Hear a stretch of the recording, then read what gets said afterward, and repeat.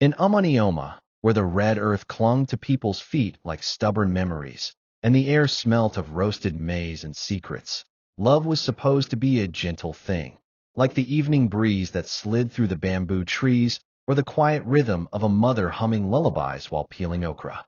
But for Obiageli, love was a storm that came softly at first, then broke her open like a pod of overripe ogbono.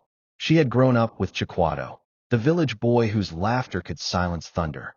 From the time they were 6, their friendship blossomed like hibiscus flowers in rainy season. They played together in the dusty compounds, fetched water from the stream together, and as they grew, something else began to grow between them. A deep, sacred thing that neither of them could name until their teenage years found them stealing glances and holding hands in moonlight. Their love wasn't the kind that shouted. It whispered. It was in the way Obiageli picked the meat from her soup and dropped it in Chiquado's plate.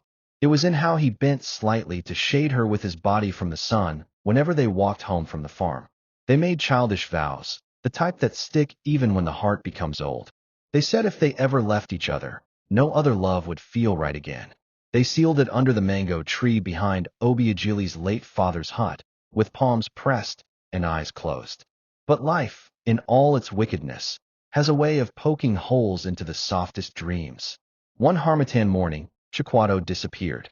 No letter, no goodbye, no message. Just gone, like smoke in Harmattan wind. Obiageli thought he would return the next day, then the next week, then the next month. But months became seasons, and seasons became years. She asked questions, cried silently into her mother's wrapper, watched the path by the stream every evening, hoping to see that familiar figure with a crooked smile and a heavy basket of firewood. Then one morning, she started vomiting. At first, she thought it was just a fever, maybe malaria. But when her mother, Mama Uzadima, called Dibia Okeke to consult the spirits, the truth came like a slap. Obiageli was with child. The shame hit the family like thunder on a dry day. Huh? Who will marry a girl with a bastard? The villagers whispered. What kind of girl gets pregnant for a boy that abandoned her like that? The church rejected her. The village girls mocked her in hushed corners. Her mother, broken and confused, began to search for a way to cover the disgrace before the entire family was buried in ridicule. That was when Chief Ebubdike entered the story like a vulture smelling fresh rot. He was not young. He had 2 wives and a dark reputation that crawled behind him like a shadow at dusk. He drank palm wine like water and was known for chasing girls young enough to be his daughters. But he was rich, and riches in Amanioma can make even shame look like honor. Chief heard of Obiageli's condition and offered to marry her in pity. He is saving your future, her uncle insisted. He's giving you a name, her mother cried. But what about love? Obiageli asked once, just once, and got the back of her uncle's hand as an answer. Within weeks, she was married off to Chief Ebubdike in a quiet wedding ceremony where no one danced. Her belly, already beginning to show, was wrapped in heavy George wrappers and silence. The chief's compound was wide and well fenced, but inside it felt like prison. He barked orders like a soldier. If she didn't smile when he came home, he slapped her. If his food was too hot, he shouted. And worse, he never stopped chasing other women. Sometimes, she'd see strange girls sneaking out of his room in the middle of the night, adjusting wrappers and stifling giggles. Loneliness became Obiageli's closest friend. Her baby bump became her only source of joy. She would rub it at night, whispering stories about the mango tree, the old stream, and Chiquado's warm hands. She dreamed the baby would have his eyes, his smile. But even that hope was too much for life to let her keep. One rainy evening, after Chief came home drunk and kicked her during a drunken rage, the blood came, fast, hot, and unforgiving. By the time they rushed her to the health center, the baby was gone. So was the last piece of her spirit. She returned to the chief's house, now empty inside. She no longer smiled, no longer cried. She just existed. Each morning, she sat by the fireplace, staring at nothing, while the other wives gossiped and laughed. Until one market day, she was buying okro at Ik Amanioma when a familiar voice called her name. Obiageli. She turned. The voice. That voice. There he was. Chiquado. He looked different, taller, his skin brighter, his eyes deeper, dressed in a shirt that didn't belong to the village but carried the smell of foreign dust and dreams. But his eyes? Still the same. Still hers. She staggered back. Chiquado? She whispered. He nodded. I've looked for you everywhere, he said. I thought you left me. She murmured, her voice shaking. I didn't mean to. And right there, amidst the tomato sellers and meat hawkers, time stopped. But love had never really stopped waiting. Not for them. The village of Amanioma hadn't changed much since Chiquado left, yet everything felt different now.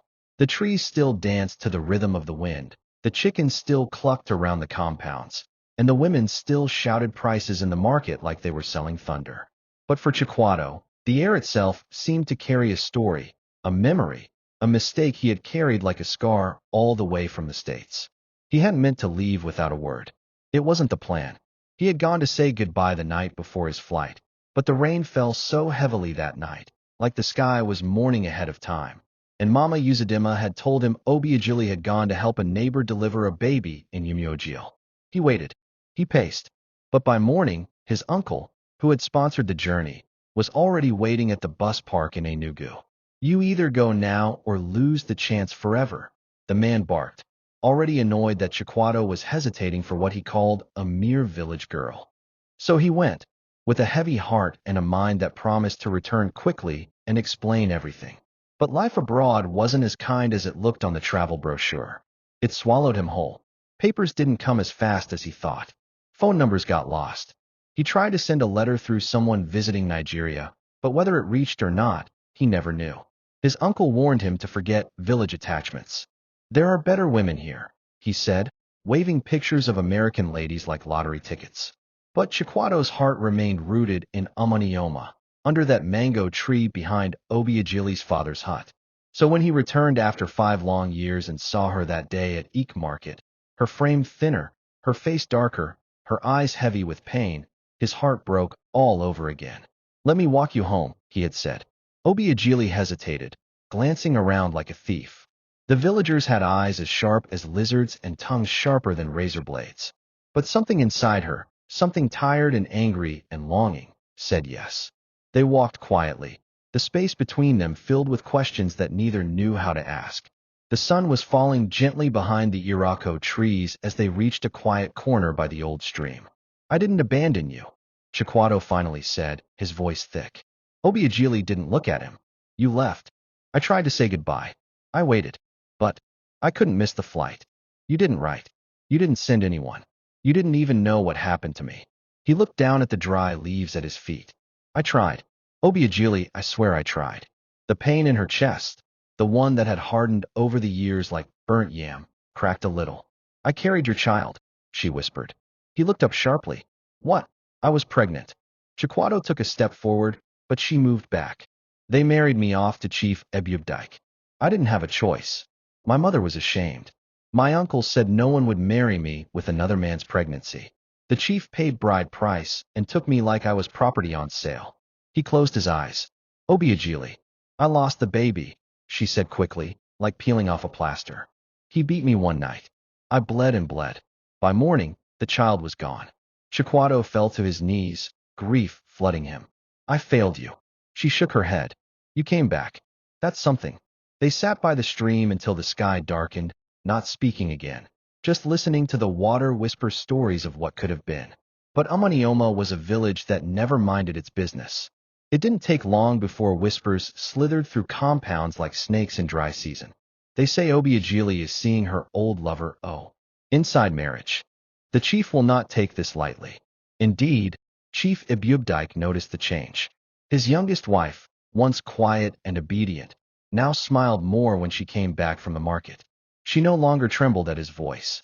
Her silence was louder than thunder. One day, he sent his guard to follow her. By evening, the man returned with news. She sat with that man, Chiquado, by the stream. For hours. The chief's eyes turned red. His ego bruised, his pride stabbed. He poured palm wine on the floor and swore. Over my dead body will another man eat from my pot.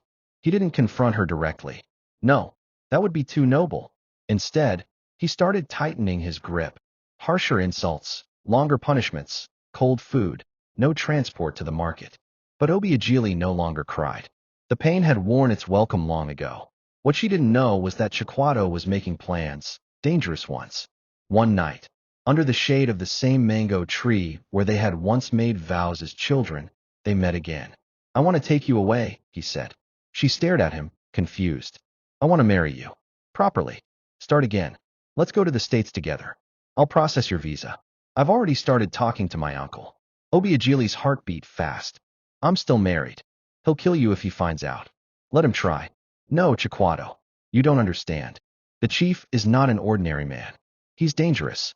People say he has charms. He knows how to silence people who threaten him. I'm not afraid of him. But I am. I've survived too much pain. I don't want to lose you again. He took her hand, gently. We already lost too much. Let's fight for what we have left. She didn't answer, but she didn't let go of his hand either. That night, the moon was full, and the stars looked like they were watching a love that refused to die. When the chief finally confirmed the rumors with his own ears, Obiagili had been seen holding hands with Chiquado near the stream. He lost all sanity. I will finish that boy. He didn't yell this time. He was quiet. Too quiet. The next day, he traveled to a shrine deep in the forests of Mbiti, known for its dangerous charms. He brought back something dark, something wet, wrapped in a white cloth with chicken feathers and dried blood. He buried it near the gate of his compound. That night, he lit a lamp, chanted names, and called on dark forces.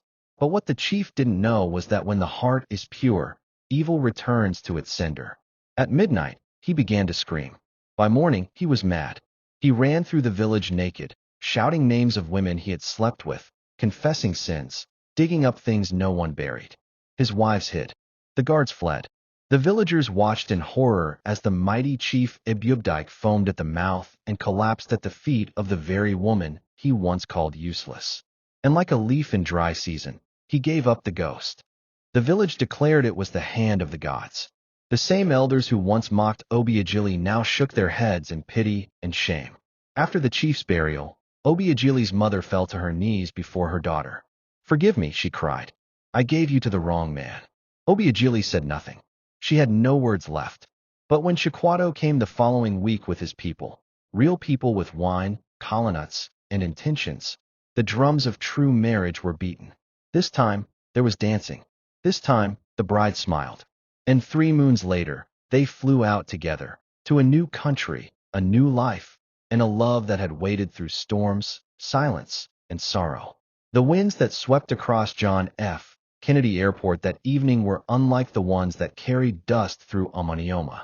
They were colder, harsher, but also unfamiliar, like they were testing those who dared step onto new soil. As Chiquado held Obiagili's hand tightly and led her into this foreign world, she looked up at the towering buildings, blinking in disbelief. She had never flown before, never seen light that poured endlessly from street lamps instead of the moon, never seen people walk so fast, like they were being chased by invisible spirits. It was all overwhelming, and yet, in Chiquado's presence, she felt the kind of calm she hadn't known in years. She was no longer the disgraced village girl. She was no longer the chief's unwanted bride. She was a woman stepping into her second chance. But what nobody told her was that even in paradise, the shadows of the past can find you. The apartment was small but warm, a 1-bedroom in a quiet part of Newark, with a small kitchen that had a white fridge and a round dining table decorated with a faded plastic flower.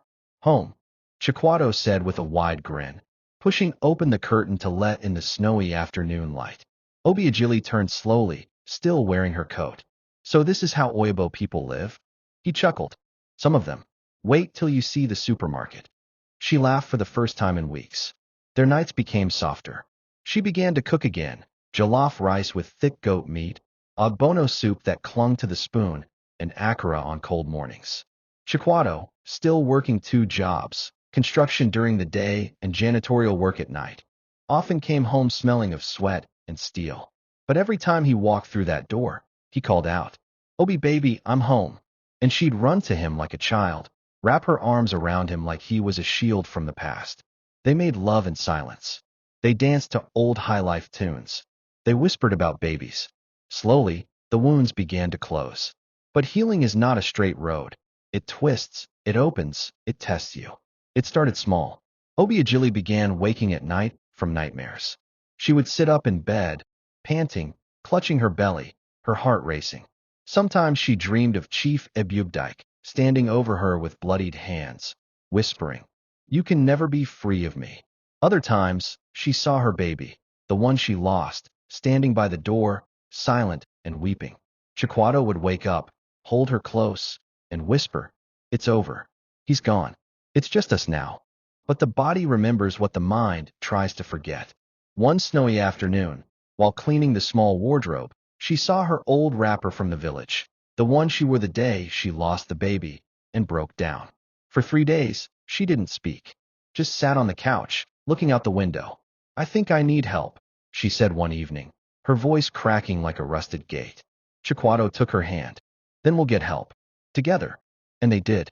He found a Nigerian woman, Auntie Ifeoma, who ran a support group for immigrant women dealing with trauma and displacement.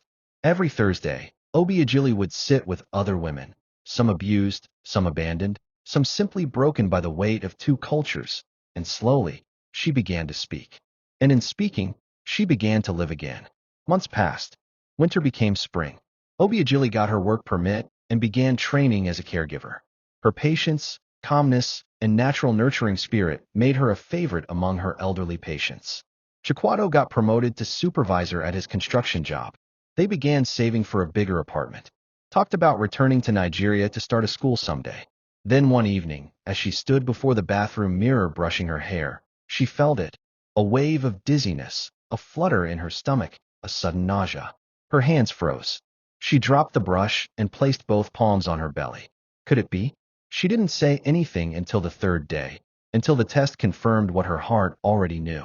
"I'm pregnant," she whispered to Chiquato over the soft clatter of rainfall outside their window. He froze, then stared at her, speechless. A long silence. Then he fell to his knees and placed his head against her belly. "We will keep this one. We will love this one. We will never let harm touch this one," he whispered. But just as joy began to grow in their home, a letter arrived from Amanioma. It was from Mama Uzadima, Obiagili's mother. The handwriting was shaky, the ink smudged. The letter said, "My daughter, I am growing old. My eyes are dim. People still talk, but I no longer care. But there is something I must tell you before I die. It is about your child, the one you lost. You must come home. I am sorry I kept the truth hidden. Please come home." Obiagili dropped the letter, her face white. "What truth?" she whispered. Chiquato took the letter and read it again. "What's going on?" he asked. She shook her head slowly. "I don't know, but something is not right." The next days were quiet. The joy of the pregnancy remained, but the questions behind her mother's words hung in the air like unspoken thunder. "What if the baby didn't die?" Obiagili whispered one night, barely audible. Chiquato looked up. "What? What if they lied to me? What if I was unconscious and they took the baby? Why would they do that?" She didn't answer, because deep down, she already knew the village was capable of anything when shame and fear ruled hearts. The sky over Amanioma was the same red ochre as it had always been. The trees still swayed like old women dancing with bent backs, and the roads still bore the same stubborn dust that clung to every soul who walked them. But for Obiagili, coming back felt like peeling open a wound she had spent years covering. Now, pregnant, holding her husband's hand, and with a heart half full and half frightened, she returned, not as the disgraced girl she once was, but as a woman ready to find the missing pieces of her life. Chiquato, who had loved her in silence and fought for her in storm, walked beside her quietly. Amanioma had not forgotten him, and neither had the rumors. Whispers followed them like hungry shadows. "Is it true the chief went mad because of them? I heard they now live abroad." She came back with a baby inside her belly. Some women are lucky, but neither of them came for the praise or the pity. They came for the truth. Mama Uzadima's once strong frame was now bent like a tired bamboo. Her eyes, once fierce, had become soft, watery, almost afraid. She sat on a raffia mat under the mango tree, her lips trembling as her daughter approached. "Obiagili," she whispered, almost unable to speak. Obiagili stopped a few feet from her, her voice cold. "You said in your letter there's something I need to know about my child. Talk now." The old woman looked up, and for a second, she saw her own pain reflected in her daughter's face, only stronger, sharper, and deeper. "I lied," she said, voice shaking. "That night when you lost the baby, I thought you were dead. You bled so much, we thought you wouldn't survive. The chief ordered that the baby be taken immediately to his elder brother in Yumuse. They told me they wanted to bury the child. But later, I overheard that the baby was alive. Obiagili staggered. What? They took the baby, Obia. They said you would bring disgrace to their family if people knew the child wasn't the chief's. So they gave him away. She let out a sound between a sob and a scream. You watched me mourn for years and said nothing. I was afraid. Mama Uzadima cried. He threatened to kill me. He said if I ever opened my mouth, I'd never see sunlight again. Chiquato clenched his fists. So where is the child now? They said he was taken to Lagos. The chief's elder brother claimed him. But I don't know if he's still alive. I don't even know his name. Determined to find answers, they journeyed to Yumuse, a quiet village with men who spoke little and women who watched strangers like spirits. It was there they met Motsi Ezechukwu, Chief Ebubdike's older brother, a man with a sharp gaze and an even sharper tongue. At first, he denied everything. I don't know what you're talking about. I've raised my children honorably. But when Chiquato produced legal documents from the U.S. and a lawyer friend threatened international exposure, the old man's defenses cracked. Fine, he muttered. Yes, there was a child. A boy. He was weak at birth. We didn't think he would survive. But he did. We named him Chitty. I raised him as my last-born. Obiagili gasped. Where is he now? He ran away 2 years ago. Said he wanted to find his real mother. He found out the truth by mistake. His sister told him during a quarrel. He said he would go to Enugu to search. I haven't heard from him since. Obiagili wept, her hands cradling her belly, her knees shaking. The son she mourned. The son she had named Nkemjika in her heart. Alive. Lost. Back in Umanioma, words spread like wildfire. Some said the child had died. Others claimed he was in Port Harcourt. But a week later, just as they prepared to return to the U.S., a young man walked into Mama Uzadima's compound with tired eyes and a crumpled bag. He looked around. Then he saw Obiagili. Are you Obiagili Uzadima? She froze. Who are you? My name is Chitty. I was raised by a man they called Uncle Ease. But 2 years ago I found out my mother's name was Obiagili, and she lived in Amanioma. I've searched everywhere. I've begged. I've even slept under bridges in Enugu looking for someone who knew your name. Obiagili could barely breathe. Chiquato stepped aside, watching the miracle unfold. Do you have a birthmark? She asked, shaking. Yes, he said, pulling up his sleeve. A small dark patch on his left arm, just like his late grandfather had. Obiagili collapsed into his arms, sobbing uncontrollably. You're mine. You're mine. And the boy, no longer a boy but a thin, handsome young man, held her tightly, both crying as though the heavens had been waiting to reunite them.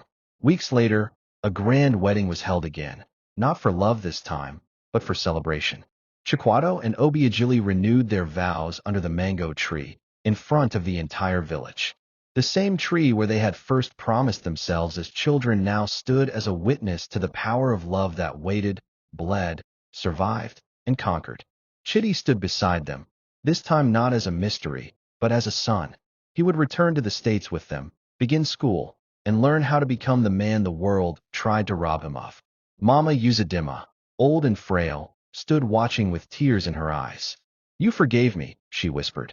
Obiagili hugged her tightly. You are still my mother. And just before they boarded the flight back to America, with Chitty beside them and her unborn child still growing within her, Obiagili turned to Chiquato and said, You didn't just wait for me. You waited for us all. He smiled and kissed her hand. And I would wait 100 years more.